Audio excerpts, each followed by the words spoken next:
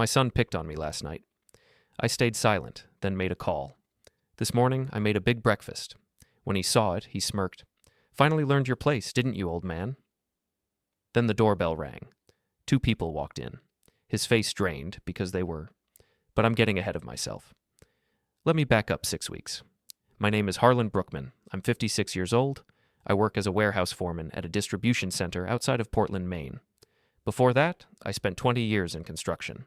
I know how to move heavy things, how to disable alarm systems, how to read a room before anyone else notices the temperature shift. I'm not smart in the book sense, but I'm observant. I notice things, and I remember them. My son Damon is 28. He's what you'd call a fitness influencer, which is a fancy way of saying he takes his shirt off on the internet and people pay him for it. He also fights at a local gym, amateur stuff, nothing professional. He married Kendra 2 years ago. She works in corporate PR, which means she gets paid to lie for a living. They moved into my house last year because they were saving for their own place. That's what Kendra told everyone at church. The truth is, Damon burned through his sponsorship money on supplements and gym equipment he never used. My wife Lila is 54. She's a nurse at Maine Medical Center. She works night shifts 3 times a week. She's the smartest person I know, even if she pretends not to be. She has this way of watching people, sizing them up without saying a word. We live in a 3-bedroom ranch-style house in Westbrook. It's not fancy, but it's paid off. My father built it in 1978. I inherited it when he died. Damon grew up in the 2nd bedroom. The 3rd bedroom is my workshop, or it was, until Damon turned it into his content creation studio, which is just a room with ring lights and protein powder everywhere. 6 weeks ago, on a Tuesday morning in late September, I woke up at 5:30 like I always do. The house was cold. I made coffee. Lila was asleep after a double shift. I sat at the kitchen table and watched the sky turn from black to gray to that pale, sick yellow that means autumn is really here. Damon came downstairs at 6:15. He was wearing gym shorts and a tank top that said, "Earned, not given," across the chest. He didn't say good morning. He opened the fridge, grabbed the milk, drank straight from the carton, and put it back. "Morning," I said. He grunted. "You working today?" I asked. "Gotta shoot at 9. Sponsor thing." "That's good."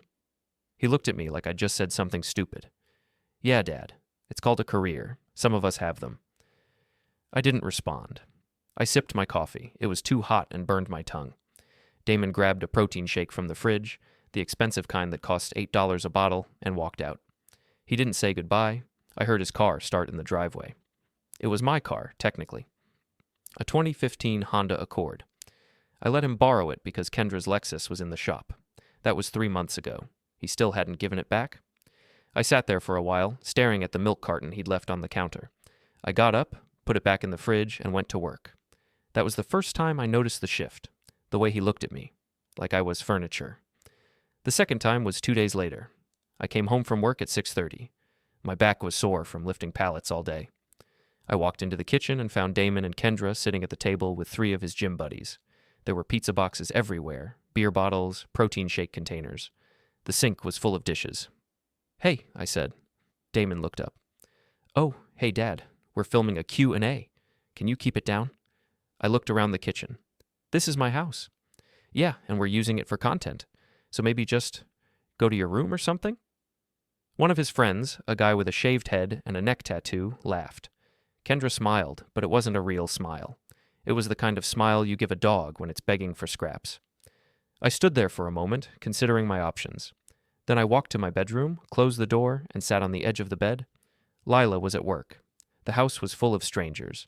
My son had just told me to go to my room. I didn't say anything, not yet. The third time was the one that mattered. It was a Friday night, 3 weeks ago. Lila and I were in the living room watching television. Damon and Kendra came home late, around 11. They were arguing about something, but they stopped when they saw us. "Hey," Damon said. He was drunk. I could smell it from across the room. "Hey," I said. He walked into the kitchen, opened the fridge, and started pulling things out. Leftover chicken, pasta, the casserole Lila had made for Sunday dinner. "Damon," Lila said, "that's for tomorrow." "I'm hungry." "There's sandwich stuff in the drawer." "I don't want a sandwich." He took the casserole dish out, popped the lid off, and started eating straight from it with a fork. Lila looked at me. I looked at her. She shook her head slightly, which meant don't. But I stood up anyway. "Put it back," I said. Damon looked at me. What? That's for tomorrow. Put it back. He laughed. Are you serious right now? He took another bite, chewing slowly, deliberately. You gonna make me? I didn't move. I just stared at him. He stared back. Kendra was standing in the doorway, watching. She didn't say anything. Finally, Damon put the dish on the counter. Whatever, man. Not worth it. He walked past me, bumping my shoulder hard enough that I had to take a step back. Kendra followed him upstairs. I heard their bedroom door slam. Lila turned off the television. Harlan. I know. He's getting worse. I know. She stood up, walked over to me, and put her hand on my chest. Don't explode. Pull him apart quietly. I looked at her. What? She smiled, but it wasn't a happy smile. It was the smile she used when she was about to suggest something dangerous. You heard me. That night, I couldn't sleep. I lay in bed staring at the ceiling, listening to Damon and Kendra's voices through the wall. I couldn't make out the words, but I didn't need to. I knew what they were saying. The next morning, I found the credit card statement. I was looking for the phone bill in the junk drawer when I saw it. A bill from a sporting goods store. $8,700. My credit card. I opened it. The charges were all from the same day, 2 weeks ago. Rowing machine, bench press set, weights, a bunch of other equipment I didn't recognize. I walked upstairs and knocked on Damon's door. What? He called. I opened the door. He was lying in bed with his phone, scrolling. Kendra was in the bathroom with the door closed. I held up the bill. Explain this. He barely glanced at it. Oh, yeah. I needed some gear for the gym. You used my credit card. I'll pay you back. When? When I get paid. You got paid last week. I saw the deposit notification on the counter. He sat up. Are you going through my mail now? It was on the kitchen counter. You left it there. Jesus, Dad. It's not that big a deal. I'm good for it. I looked at him. Really looked at him. He had my eyes, my jawline, my build. But there was something else there, too. Something I didn't recognize. Something cold. You stole from me, I said quietly. I borrowed from you. There's a difference. Without asking. Because I knew you'd say no. You're damn right I would have said no. He stood up. He was taller than me by 2 inches, heavier by 30 pounds, younger by 28 years. He stepped closer. Listen, old man. I'm trying to build something here. A brand, a career, something that actually matters. You wouldn't understand that because all you've ever done is lift boxes for minimum wage. So yeah, I used your card. Deal with it. I didn't move. I didn't blink. I just stood there, holding the bill, feeling something inside me crack. Thought Kendra came out of the bathroom. She looked at both of us. What's going on? Nothing, Damon said. Dad's just being dramatic. I turned and walked out. I went downstairs, sat at the kitchen table, and stared at the bill for a long time. Lila came down eventually, still in her scrubs from the night shift. What's wrong? She asked. I handed her the bill. She read it, then set it down gently. Oh, Harlan. He thinks I'm weak, I said. He thinks everyone's weak. No, he thinks I'm beneath him. She sat down across from me. What are you going to do? I looked at her. I don't know yet. But that was a lie. I already knew. The next week, things got worse. Damon started bringing his friends over more often. They'd take over the living room, the kitchen, the driveway. They were loud, rude, and treated my house like a frat house. One of them broke a lamp and didn't apologize. Another one left beer bottles all over the yard. Kendra started inviting her coworkers over for wine nights. I'd come home from work and find 5 women in my living room, drinking Chardonnay and laughing too loud. One of them, a blonde woman named Stephanie, asked me if I was the landlord. Kendra corrected her, said I was Damon's father. Stephanie looked surprised. Oh, she said. I thought you were the help. They all laughed, including Kendra. I walked to my bedroom and closed the door. Lila found me there 20 minutes later. I heard. It's fine. It's not fine. I looked at her. What do you want me to do? She sat down next to me. I want you to stop letting him walk all over you. He's my son. He's a bully. He's family. Family doesn't treat you like this. I didn't have an answer for that. 2 days later, I was at work when I got a call from my credit card company. Fraud alert. Someone had tried to use my card to buy plane tickets to Miami. $2,000. I told them it was fraud. They canceled the charge and sent me a new card. I called Damon. He didn't answer. I called again. No answer. I called a third time. He picked up. What? Did you try to buy plane tickets with my card? Silence. Damon. I was going to tell you. You were going to tell me after you bought them? It's for a work trip, a fitness expo. You don't have a job, you have a hobby. Screw you, Dad. He hung up.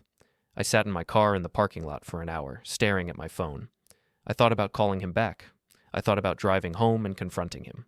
I thought about a lot of things. Instead, I called Royce. Royce Maddox is someone I used to work with in construction. He's 63 now, retired, but he still takes side jobs. He owes me a favor from a long time ago, something involving a DUI charge that I helped make disappear by vouching for his character in court. He's not a good man, but he's loyal. Harlan, he said when he answered. Long time? I need a favor, I said. Name it. I need you to do some digging. My son, Damon Brookman. I need to know everything about him. There was a pause. Everything? Everything. This gonna get ugly? Probably. Good, Royce said. I like ugly. He called me back 3 days later. Your boy's in trouble, he said. Big trouble. What kind of trouble? The kind that involves money, fights, and a lot of people who want to hurt him. He told me everything. Damon owed money to his gym, $15,000 for private training sessions he never paid for. He'd also been running an illegal betting pool for underground fights, and he'd lost big. He owed various people around town nearly $30,000 total. He'd been dodging them for months. How'd he get this deep? I asked. Ego, Royce said. Kid thinks he's invincible. He's been talking trash all over town, saying he's going to be famous, saying he doesn't need anyone. He made a lot of enemies. Anyone dangerous? Depends on your definition of dangerous. Nobody's going to shoot him, but they'll definitely humiliate him. Good, I said. You want me to do anything about it? Not yet, I said. Just keep an eye on him. You planning something? Maybe. Royce laughed. Always knew you were a mean old bastard when you wanted to be. I hung up and sat in the dark. Lila was at work. The house was empty. I thought about everything Damon had done. The disrespect, the theft, the arrogance, the cruelty. And then I started planning. It wasn't complicated. I didn't need it to be. I just needed to be patient. Let him dig his own grave. Give him enough rope to hang himself. All I had to do was watch and wait. But first, I needed to send a message. I called Royce back. I need you and Maynard to come by the house tomorrow morning, early, around 7. What for? Breakfast, I said, and a conversation. The next morning, I woke up at 5. I made coffee, eggs, bacon, toast, pancakes, the whole spread. The kind of breakfast I used to make when Damon was a kid, when he still looked at me like I was someone worth respecting. Lila came down at 6:30. She saw the table and raised an eyebrow. What's this? Breakfast. For who? Everyone. She understood immediately. She poured herself coffee and sat down. This is going to be interesting. At 6:50, Damon came downstairs. He looked half asleep, hair messy, eyes puffy. He saw the food and frowned. What's all this?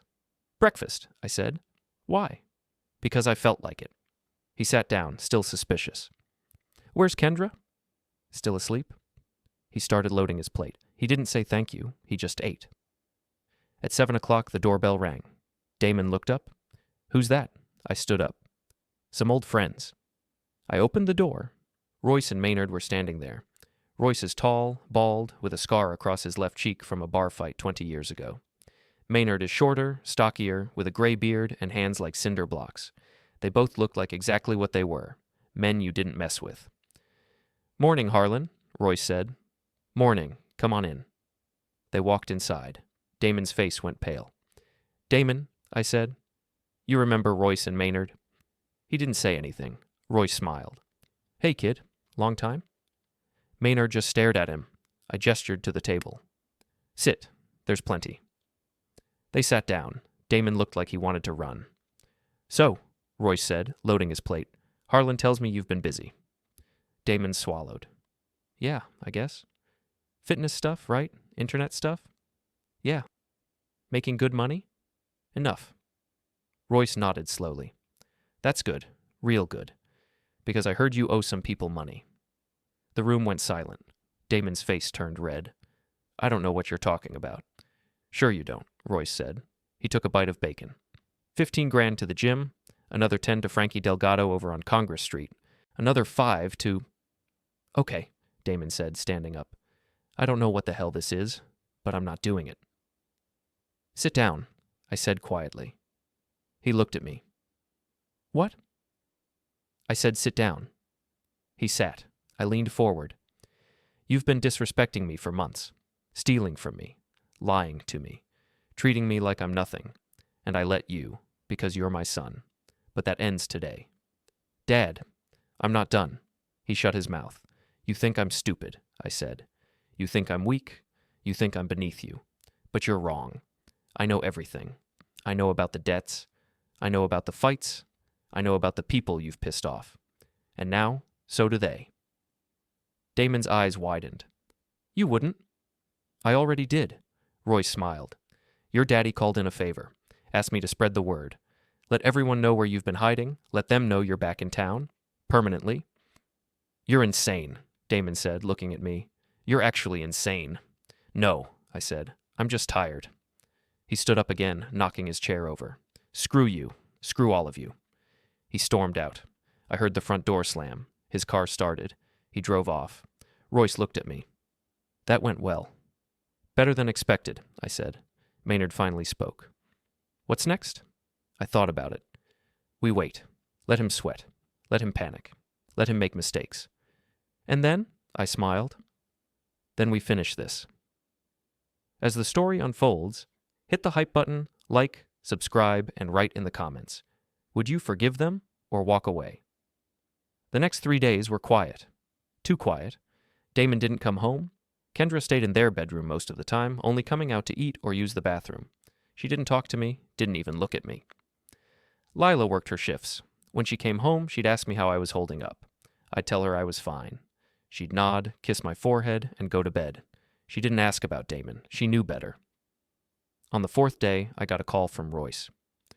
Your boy showed up at the gym, he said. Tried to smooth things over with the owner. Didn't go well. What happened? The owner laughed in his face. Told him he's banned until he pays up. Damon threw a fit, started yelling. They kicked him out. Someone filmed it. Where's the video? Online. Already got like 50,000 views. I hung up and checked my phone. It took me 2 minutes to find it. The video was shaky, filmed on someone's cell phone, but the audio was clear. Damon was standing in the middle of the gym, shouting at a bald guy in a polo shirt. You can't ban me. I made this place famous. You owe us 15 grand, Damon. Pay up or get out. I'll pay you when I get paid. You've been saying that for 6 months. Leave. Now. This is bullshit. 2 guys in staff shirts grabbed Damon by the arms and walked him toward the door. He struggled, yelling the whole way. The camera followed him outside. He stood on the sidewalk, breathing hard, face red. Then he saw the camera. Turn that off. Too late, bro. The video ended. I watched it 3 more times. Then I put my phone down and smiled. Lila came home that night and found me in the kitchen, drinking coffee. She looked at me. You saw the video. I saw it. Good. She poured herself a cup and sat down across from me. What now? Now we wait for him to come crawling back. You think he will? I know he will. She sipped her coffee. And when he does? We'll see. She smiled. You're enjoying this. More than I should. She reached across the table and squeezed my hand. Good. That night, I couldn't sleep again. I kept thinking about the look on Damon's face in the video. The anger, the humiliation, the fear. It reminded me of something, but I couldn't place it. Then I remembered. He was 10 years old. We were at a Little League game. He struck out twice, dropped a fly ball, and got yelled at by his coach. He came off the field crying. I tried to hug him, but he pushed me away. Leave me alone, he said. You're embarrassing me. Even then, he cared more about what other people thought than what I thought. I should have seen it coming. The next morning, Kendra came downstairs. She was dressed for work, hair pulled back, makeup perfect. She looked tired. Morning, I said. She didn't respond. She grabbed her purse and headed for the door. Kendra. She stopped but didn't turn around. Where's Damon? I don't know. You don't know? He hasn't been home. For 4 days? Yeah. And you're not worried? She finally turned around. Her face was blank. Should I be? I studied her. You tell me. She stared at me for a long moment. Then she said, He told me what you did. What did I do? You know what you did. Enlighten me. She stepped closer. You sicked those men on him. You told everyone about his debts. You ruined his reputation. I didn't ruin anything. He did that himself. You're his father. You're supposed to protect him. I'm also a person, and he's been treating me like garbage for months. So yeah, I stopped protecting him. Sue me. Her jaw tightened. You're disgusting. Funny, I said. That's what I thought when I heard you tell your coworkers I was a pathetic old broke man. Her face went white. How did you? I have ears and friends. You'd be surprised how much people talk. She didn't say anything. She just turned and walked out, slamming the door behind her. Lila came downstairs a few minutes later. I heard that. Good. You're poking the bear. The bear needs poking. She shook her head, smiling. You're going to give me a heart attack. That afternoon, I got another call from Royce. Your boy's staying at a motel off Brighton Avenue, he said. The cheap one next to the gas station. How do you know? Maynard followed him. Why? Because you said to keep an eye on him. I meant metaphorically. Too late now. Anyway, he's broke. Paid for 2 nights with cash. Looks like he's running out of options. Good. You want us to do anything? Not yet. Just keep watching. You got it. I hung up and stared at my phone. Lila was at work. Kendra was at work. I was alone in the house. I walked through the rooms, looking at everything, the furniture Damon had rearranged, the ring lights in my old workshop, the dishes piled in the sink. This was my house, my home, and they'd turned it into something else. I started cleaning. I took down the ring lights. I moved the furniture back. I washed the dishes. I scrubbed the counters. I vacuumed the floors. It took me 3 hours. When I was done, the house looked like it used to, like it was mine again. That night, Damon called me. Dad. Yeah, I need to talk to you. So talk. Not on the phone. In person. Where are you? The motel on Brighton. I know. There was a pause. How do you know? Come home, Damon. We'll talk then. I can't come home? Why not? Because I don't trust you. I laughed. That's rich. I'm serious. You're trying to ruin my life. I'm not trying to do anything. You're doing that all by yourself. Dad, come home. Bring Kendra. We'll have a conversation. Like adults. And then what? And then we'll see. He hung up. I sat there for a while, staring at the phone. Lila came home around midnight. She found me in the living room, still awake. He called, I said. And? He's scared. Good. She sat down next to me. What are you planning, Harlan? I don't know yet. Yes, you do. I looked at her. I want him to feel what I felt. I want him to know what it's like to be humiliated, disrespected, treated like nothing. And then? And then I want him to apologize. She studied my face. You don't think he will, do you? No. So what happens if he doesn't?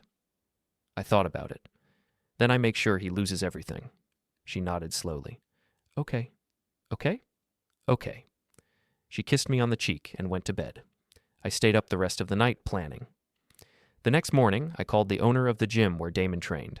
His name was Pete Larson.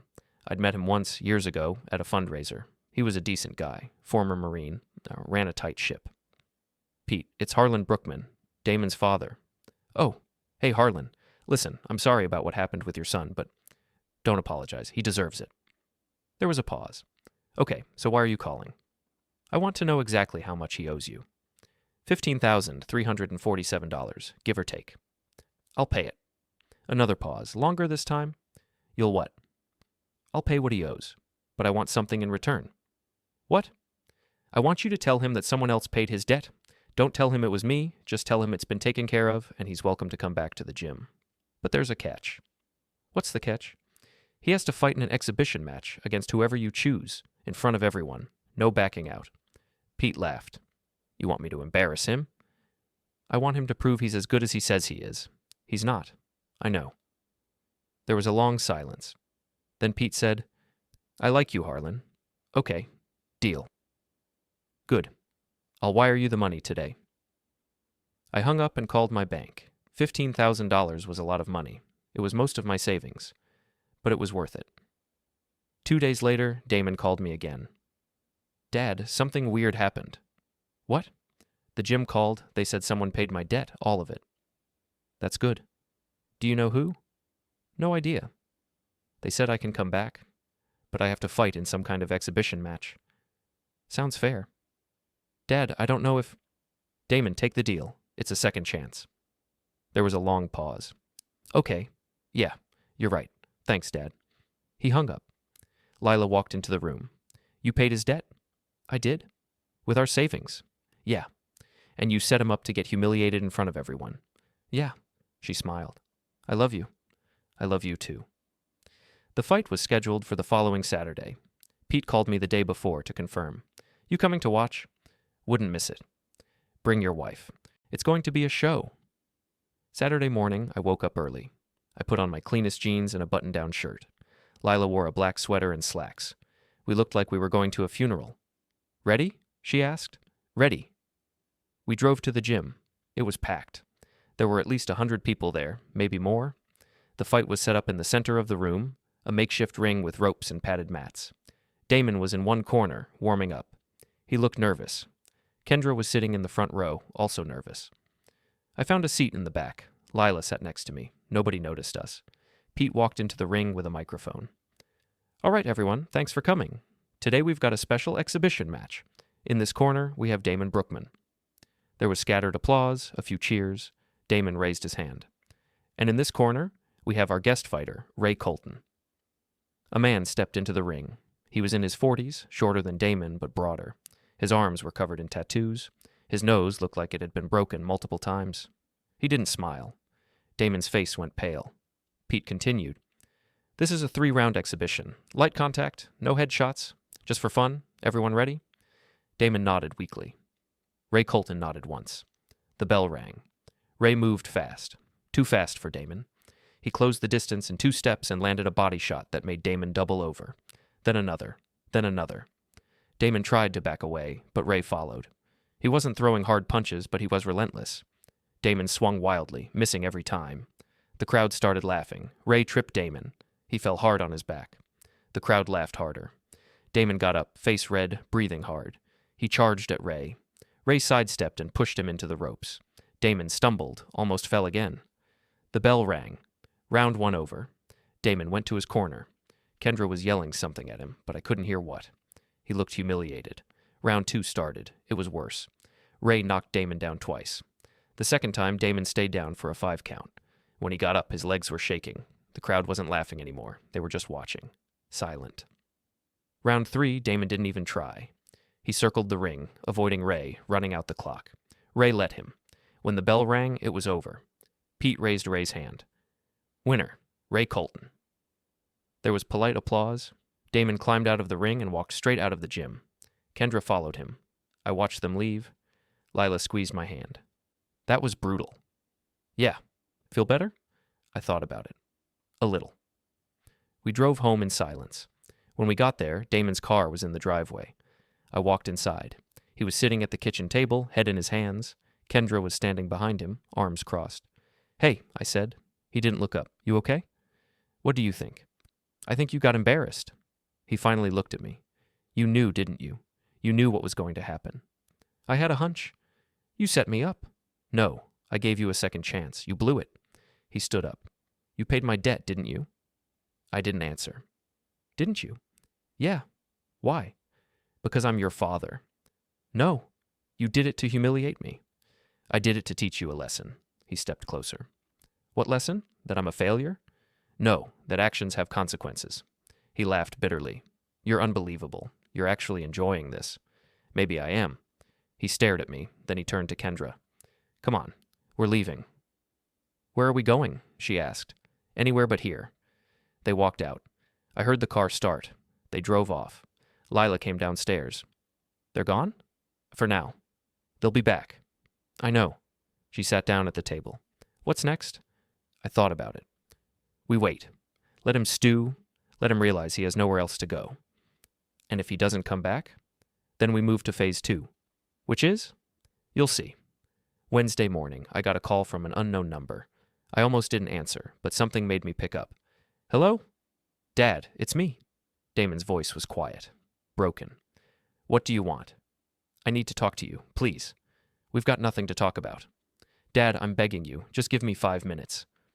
I thought about hanging up, but something in his voice stopped me. Not the anger, not the arrogance. Something else. Defeat. 5 minutes, I said. Can I come to the house? No. Then where? I thought about it. The diner on Main Street, tomorrow morning, 7 o'clock? Okay, thank you. He hung up. Lila was getting ready for work. I told her about the call. She stopped brushing her hair and looked at me. You're meeting him? Yeah. Why? I don't know. Maybe I want to see him squirm one more time. She smiled.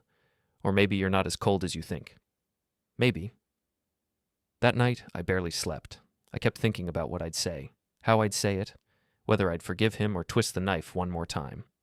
By the time morning came, I still didn't know. I got to the diner at 6:45. It was a small place, the kind with red vinyl booths and a jukebox that hasn't worked in 20 years. I ordered coffee and sat by the window, watching the parking lot. Damon showed up at 7:05. He was driving Kendra's car. He parked, sat there for a minute, then got out. He looked terrible, unshaven, dark circles under his eyes, clothes wrinkled. He walked inside, saw me, and hesitated. Then he walked over and sat down across from me. Thanks for coming, he said. I didn't respond. I just sipped my coffee.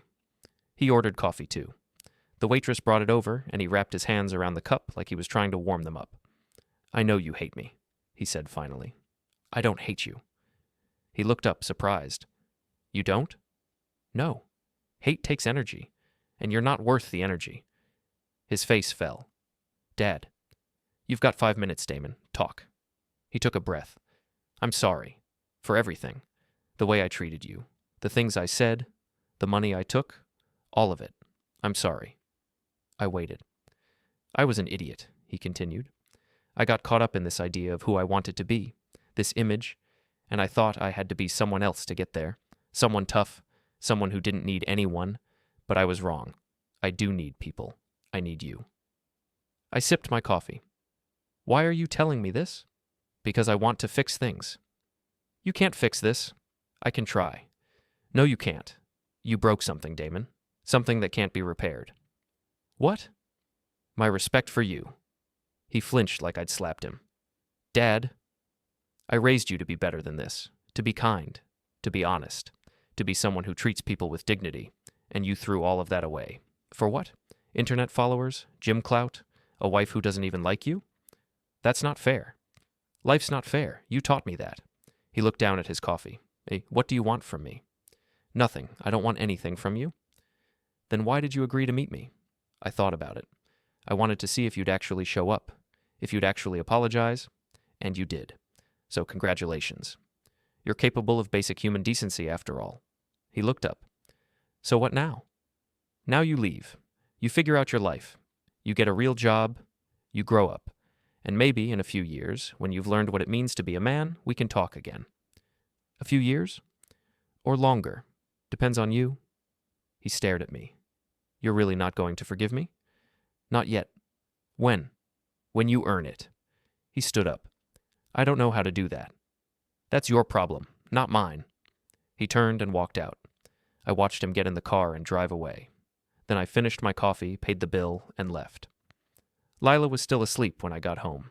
I sat on the porch, watching the neighborhood wake up, kids waiting for the school bus, people heading to work, normal life. I felt lighter, like I'd set something down that I'd been carrying for too long. Thursday was quiet. Work was busy, which was good. It kept my mind off everything. When I got home, Lila was making dinner. How'd it go yesterday? She asked. He apologized. And I told him to earn my respect back. She smiled. Good. You think I was too harsh? No, I think you were honest, and he needed to hear it.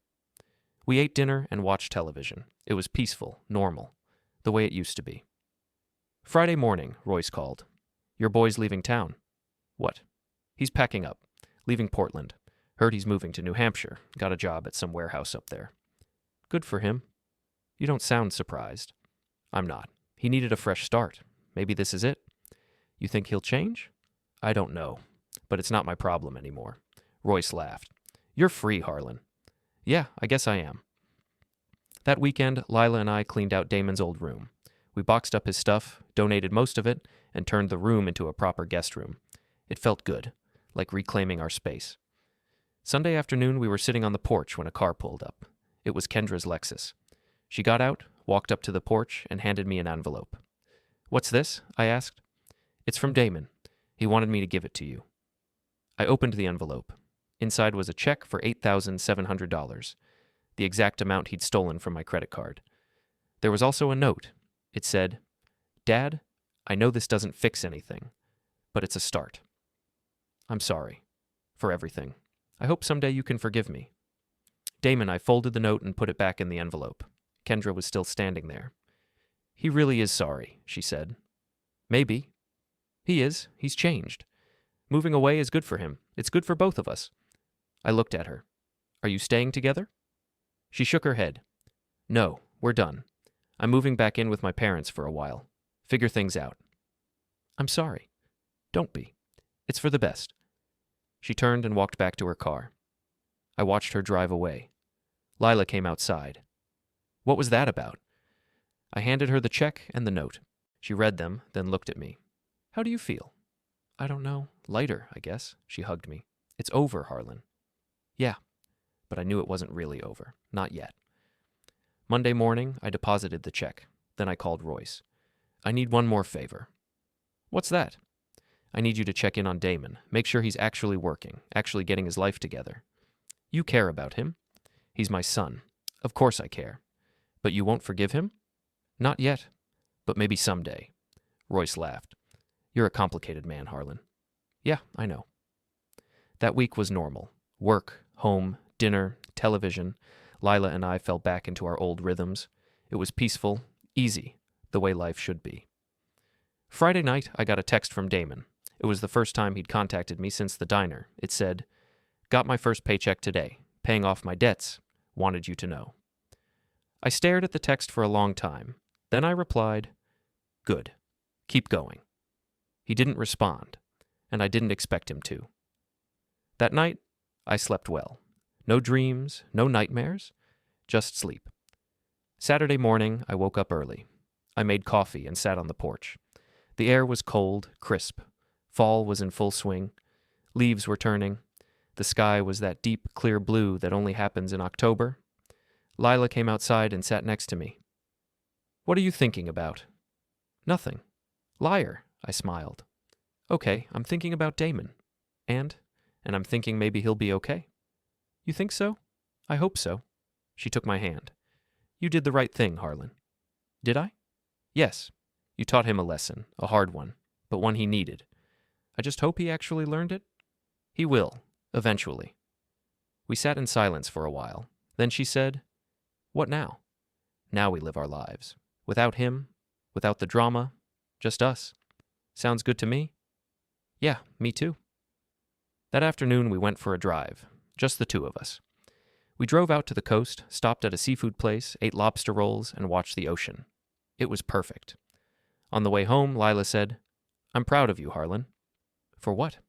"For standing up for yourself, for not letting him walk all over you, for being strong."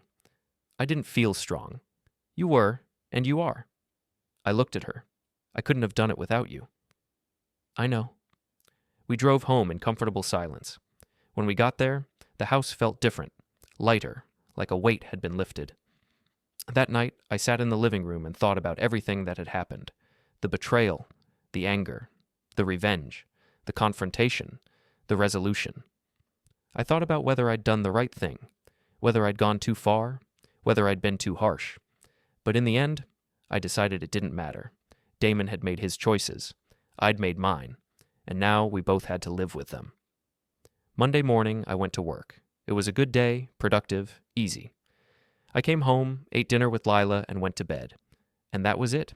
Life went on, normal, peaceful, quiet. But I knew it wouldn't last forever. 3 weeks passed. October turned into November. The trees were bare. The air was colder.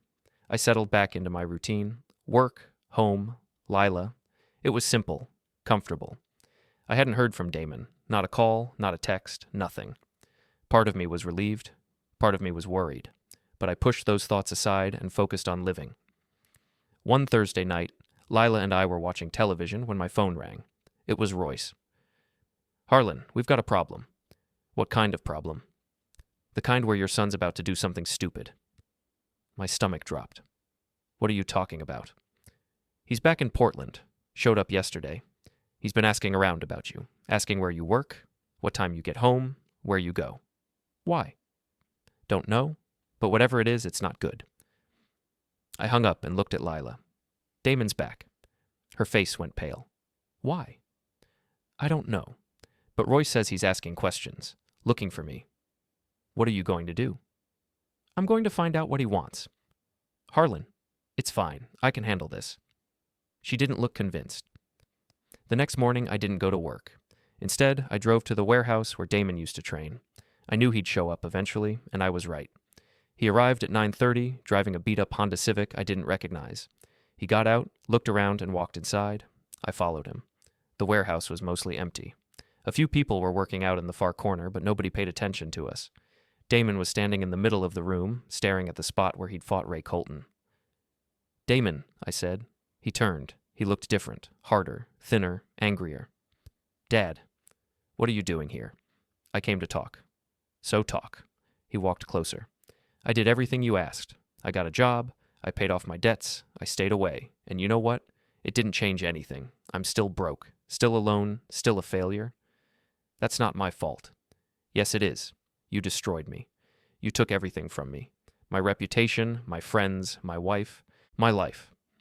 You did that to yourself? No, Dad, you did it. You pulled the strings. You set me up. You made sure I lost everything. I stared at him. So what? What are you going to do about it? He stepped closer. I'm going to make you pay.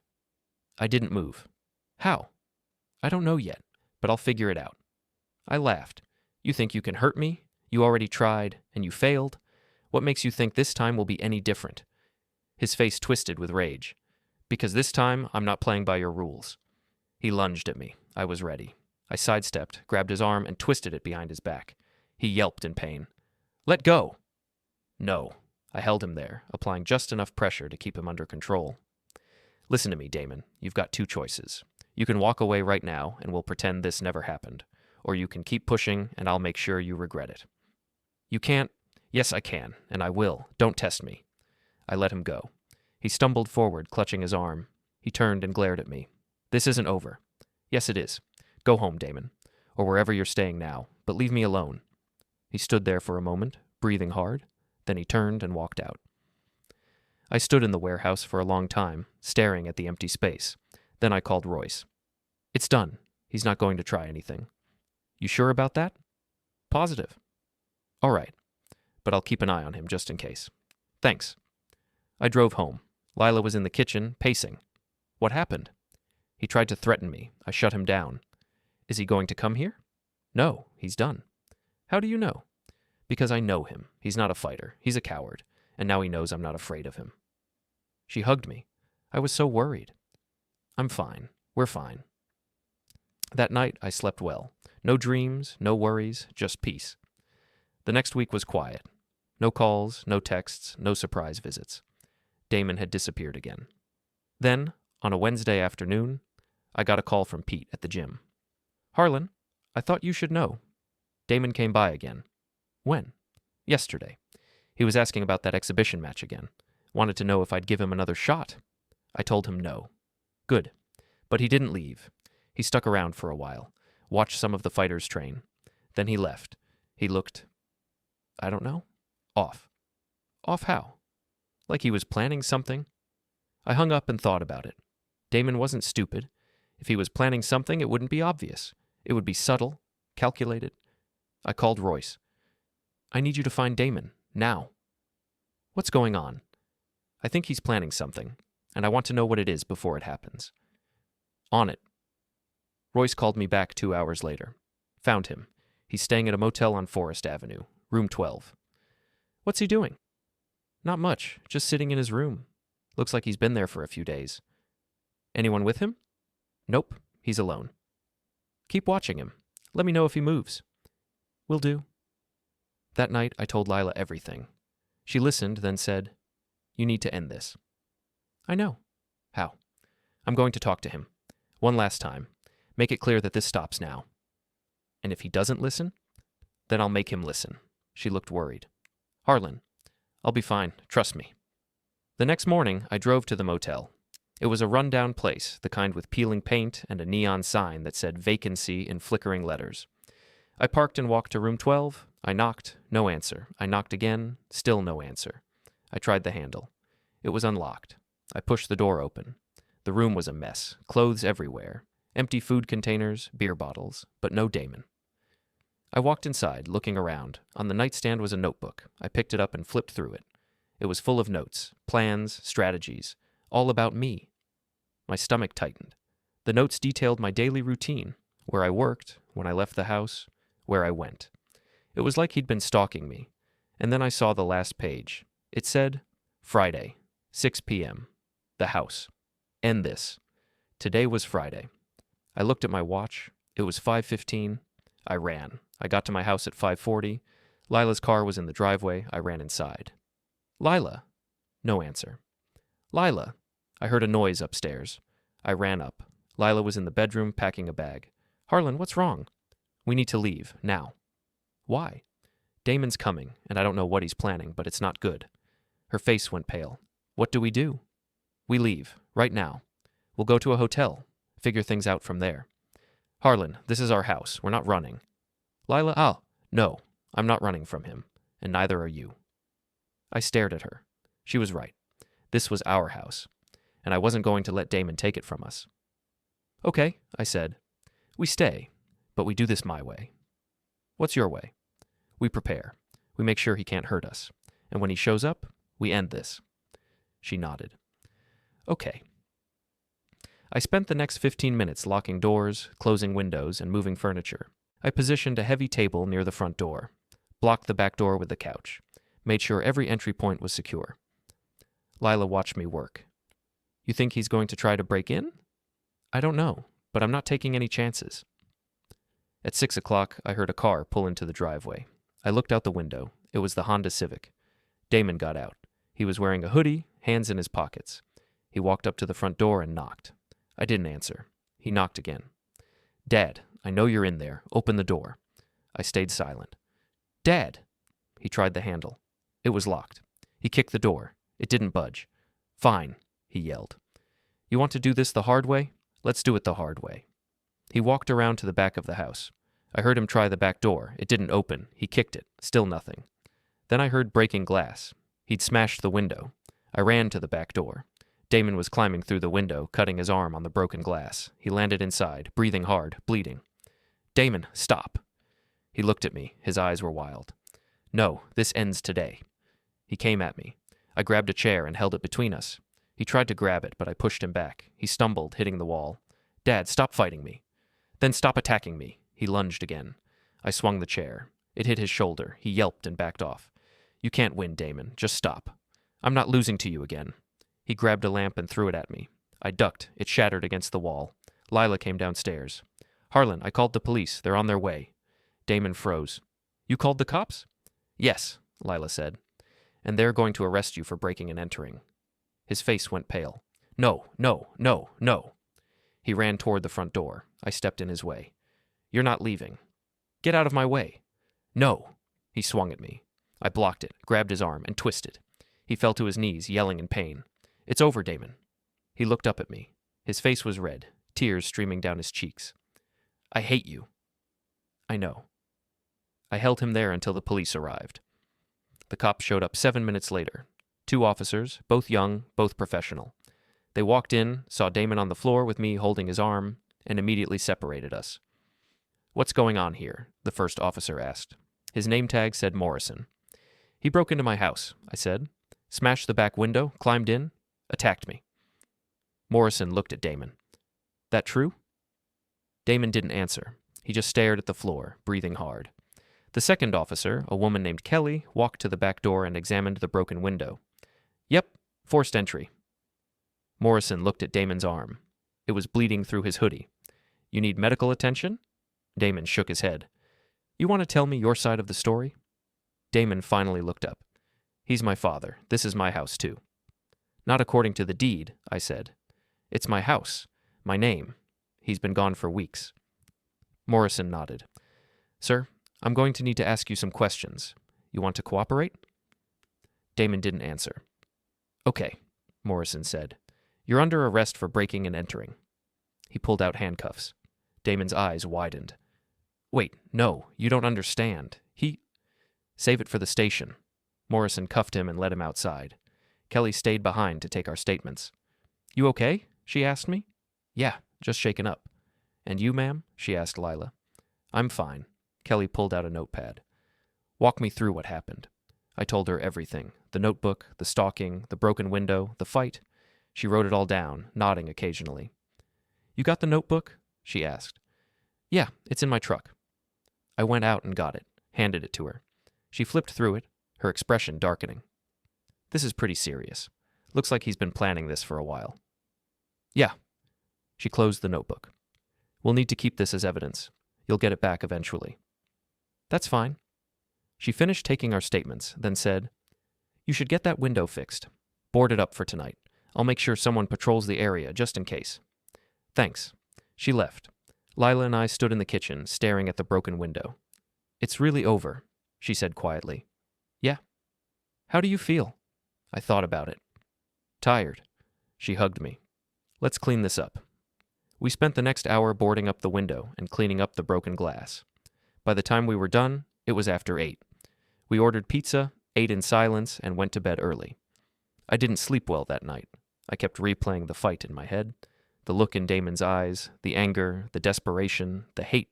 He really did hate me, and maybe I deserved it. The next morning, I got a call from the police station. It was Morrison. Mr. Brookman, I wanted to let you know your son posted bail. He's being released this afternoon. What? His wife's parents paid it. He'll be out by 3. I felt my chest tighten. Is there anything you can do? We've got a restraining order filed. He's not allowed within 500 feet of you or your property. If he violates it, he goes back to jail. No bail.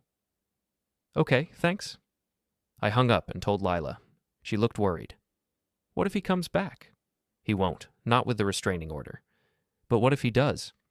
Then he goes to jail, and this time he stays there. She didn't look convinced. That afternoon, Royce called. Your boy's out. I know. You want me to keep an eye on him? Yeah, just for a few days. Make sure he's not planning anything. On it. 2 days passed. No calls, no texts, no sightings. Damon had disappeared again. On the 3rd day, Royce called. He's leaving town. For real this time. Saw him packing up the Civic. Looks like he's heading north. Where? Don't know, but he's gone. I hung up and sat down. Lila was at work. The house was quiet. I thought about everything that had happened. The betrayal, the revenge, the confrontation, the fight, the arrest. It was over. Really over. But I didn't feel relief. I felt empty. That night, I told Lila. She sat next to me and took my hand. You did the right thing. Did I? Yes. You protected yourself. You protected us. You drew a line, and he crossed it. So you held him accountable. But he's my son. He's also an adult, and adults face consequences. I looked at her.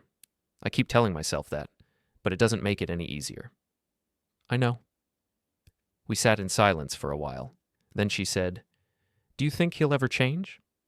I don't know. Maybe, but that's not my problem anymore. You really believe that? I have to. She kissed me on the forehead. Okay. The next week was quiet. I went to work, came home, ate dinner with Lila, watched television.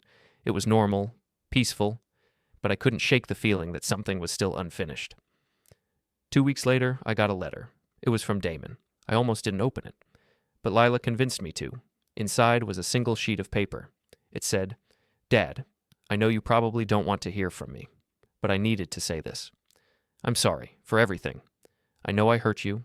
I know I betrayed you, and I know I can never take that back. But I want you to know that I'm trying to be better. I moved to Vermont, got a job at a construction company. I'm starting over, for real this time. I don't expect you to forgive me, but I hope someday you can. I love you, Dad, even if you don't believe it. Damon and I read the letter 3 times. Then I folded it up and put it in a drawer. Lila asked what it said. I told her. She asked if I was going to respond. No. Why not? Because words don't mean anything. Actions do. If he's really changed, he'll prove it, and if he doesn't, then it doesn't matter. She nodded. Okay. 3 weeks later, I got another letter. This one was shorter. It said, Dad, I sent you a check last month. Did you get it? If not, let me know. I want to pay back everything I owe, not just the money. Everything. Damon. I looked through my mail. There was a check, $800. A note said it was partial repayment for the credit card charges. I stared at the check for a long time, then I deposited it. Over the next few months, I got more letters, more checks. Damon was paying me back. Slowly, consistently. I didn't respond to any of them. By March, he'd paid back the full $8,700, plus interest. Lila asked if I was going to thank him. I said no. She didn't push.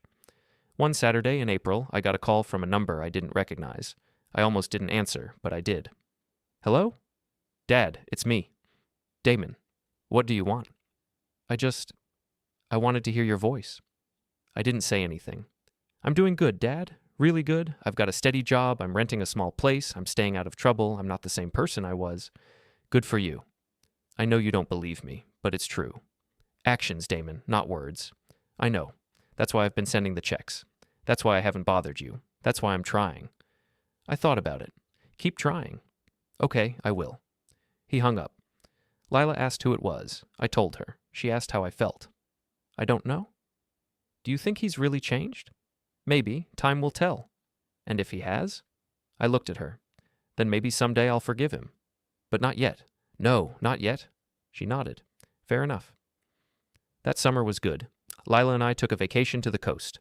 We walked on the beach, ate seafood, watched the sunset. It was peaceful. Happy. I didn't think about Damon much. And when I did, it didn't hurt as much. In August, I got a package. It was from Vermont. Inside was a framed photo. It was a picture of Damon at a construction site wearing a hard hat, smiling. He looked healthy, happy, different. There was a note. It said, Dad, thought you might like to see this.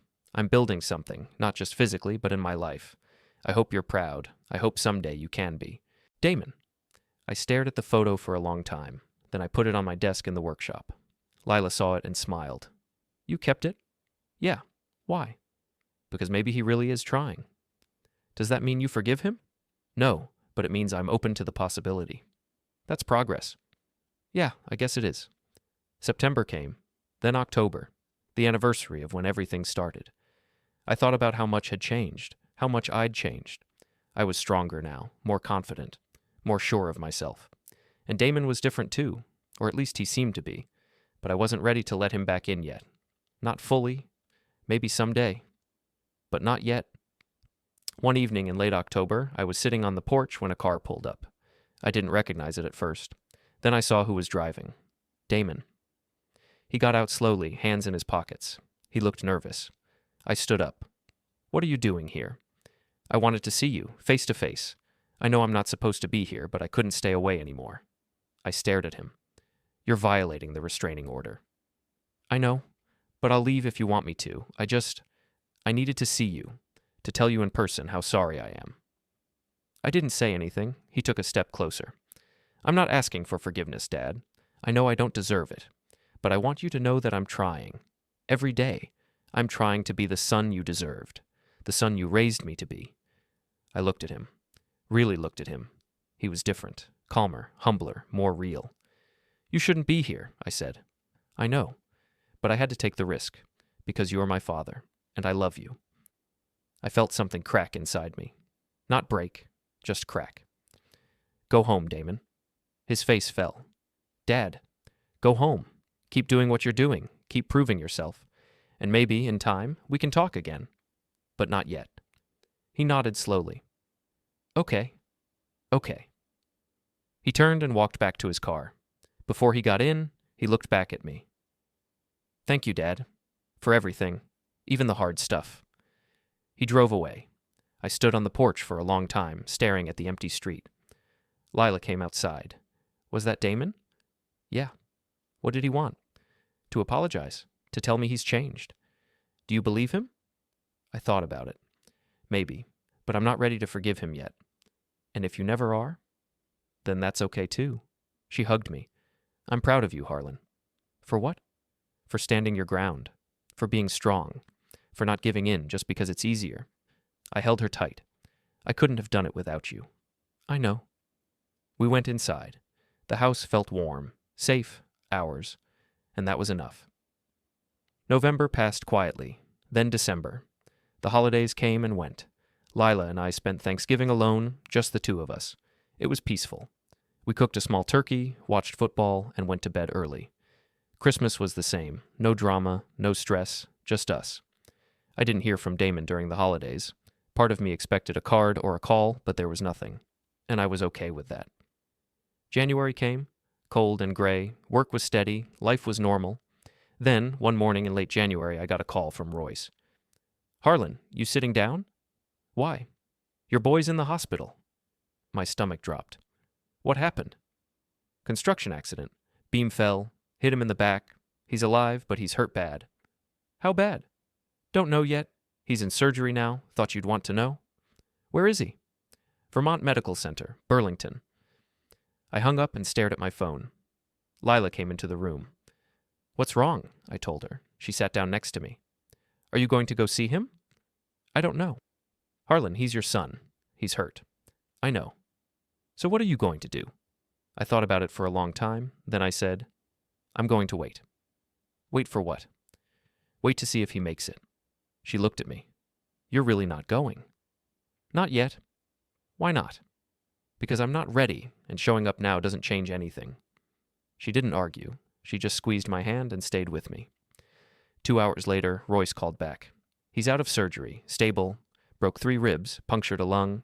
He's going to be okay, but he'll be laid up for a while. "Okay, thanks." "You going to see him?" "Eventually." "Eventually isn't now?" "No, it's not." Royce sighed. "You're a hard man, Harlan." "Yeah." 3 days later, I got a call from a number I didn't recognize. I answered. "Hello?" "Mr. Brookman? This is Dr. Stevens from Vermont Medical Center. I'm calling about your son, Damon." "Is he okay?" "He's stable, but he's asking for you. He's been asking for you since he woke up." I didn't say anything.